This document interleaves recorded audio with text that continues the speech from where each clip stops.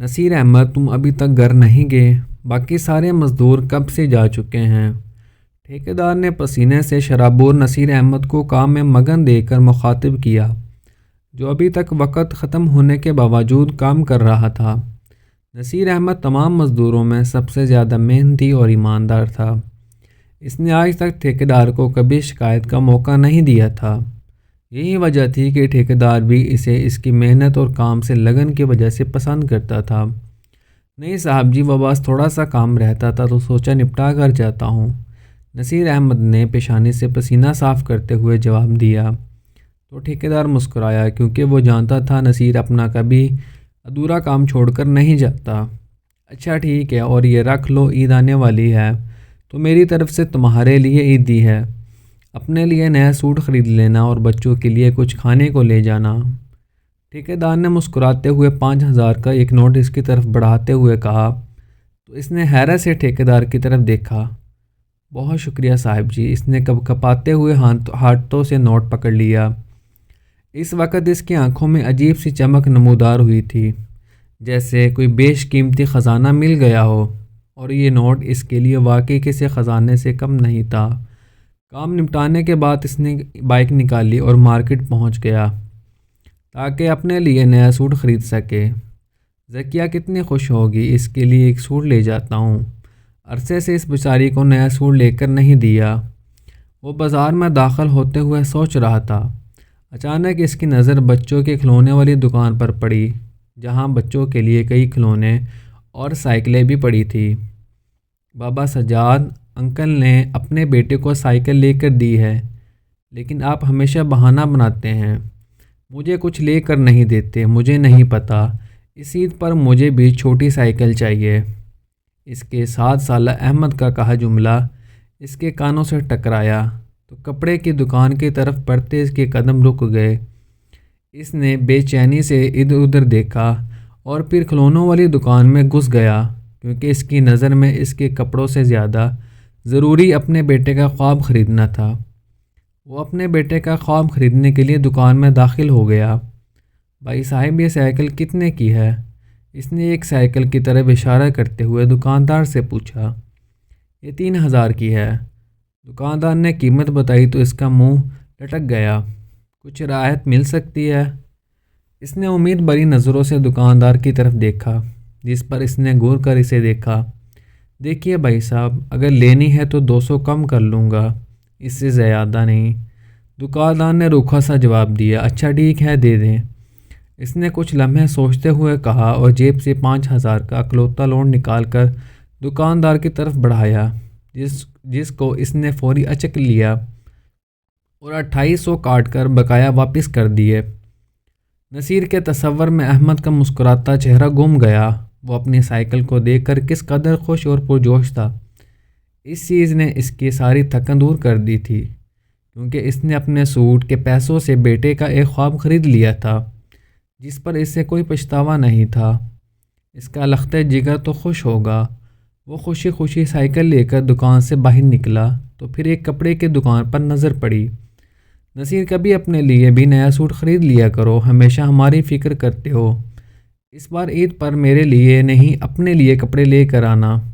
دیکھو تمہارے کپڑے کتنے پرانے ہو گئے ہیں، ہر بار دو کر وہی پہن لیتے ہو۔ اس کی پیاری اور وفادار بیوی کا جملہ اس کی سماعتوں سے ٹکرایا تو اس نے کھڑے کھڑے ایک نظر اپنے کپڑوں پر ڈالی اور ہاں، اچھے سے جوتے بھی لے لینا۔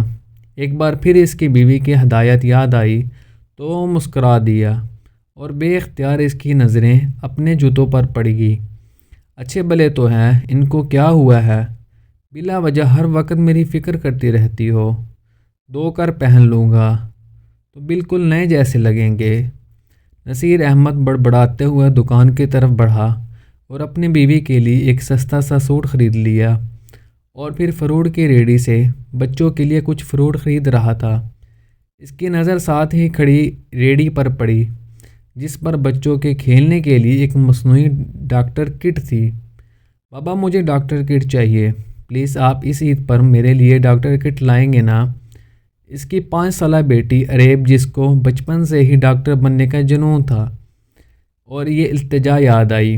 ہاں میری گڑیا بڑی ہو کر ڈاکٹر بنے گی اور ملک و قوم کا نام روشن کرے گی۔ اس نے مسکراتے ہوئے ننھی اریب کے سر پر ہاتھ رکھا اور کٹ دلانے کا وعدہ کیا۔ نصیر احمد آپ بھی حد کرتے ہیں، ہم جیسے لوگوں کے بچے کہاں ڈاکٹر بنتے ہیں؟ آپ بلا وجہ بچوں کو خواب دکھا رہے ہیں۔ پتہ ہے ڈاکٹر بننے کے لیے کتنی باری فیس دینی پڑتی ہے؟ اس کی بیوی ذکیہ نے باپ بیٹی کے درمیان گفتگو میں حصہ لیتے ہوئے کہا۔ ارے پاگل، خواب بڑے دیکھنے چاہیے، خدا کے ہاں کسی چیز کی کمی تھوڑی ہے۔ وہ جب نوازنے پر آئے تو امیر غریب تھوڑی دیکھتا۔ انشاءاللہ ہماری بیٹی بھی ڈاکٹر بنے گی، اس نے مسکراتے ہوئے جواب دیا۔ صاحب جی آپ کو کچھ چاہیے؟ ریڑھی والے لڑکے نے مسلسل اپنی طرف متوجہ پا کر پوچھا تو اس کی آواز سن کر وہ ایک بار پھر تصور کی دنیا سے نکل کر حقیقت کی دنیا میں لوٹ آتا تھا۔ یہ بچوں والی ڈاکٹر کٹ کتنے کی ہے؟ اس نے جھجکتے ہوئے قیمت پوچھی۔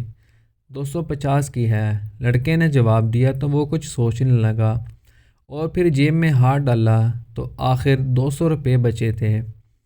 اس کی آنکھیں بجھ گئی اور مایوسی سے ریڑھی والے لڑکے کی طرف دیکھا۔ میرے پاس تو بس یہی 200 ہیں، اس نے خالی جیب دکھاتے ہوئے کہا۔ اچھا ٹھیک ہے، یہی دے دیں۔ اس لڑکے نے کٹ اٹھا کر نصیر احمد کے ہاتھ میں رکھی اور 200 روپے لے لیے۔ اب اس کی خوشی کا کوئی ٹھکانہ نہیں تھا کیونکہ اس نے صرف 5000 میں اپنے بیوی بچوں کے خواب خرید لیے تھے۔ اسے ذرا سا بھی ملال نہیں تھا کہ اس عید پر بھی وہ اپنے لیے نیا سوٹ نہیں خرید سکا۔ ذکیہ بول دوں گا سوٹ خرید کر درزی کو دے دیا ہے، اسے پتہ چلا کہ اپنے لیے سوٹ نہیں لیا تو کلاس لگ جائے گی۔ وہ بائک چلاتے ہوئے دل ہی دل میں بیوی کو قائل کرنے کے منصوبے بنا رہا تھا۔ بچوں کی خوشی سے بڑھ کر بھی کچھ ہوتا ہے، ہماری عید تو ان کو خوش دیکھ کر ہی ہو جاتی ہے۔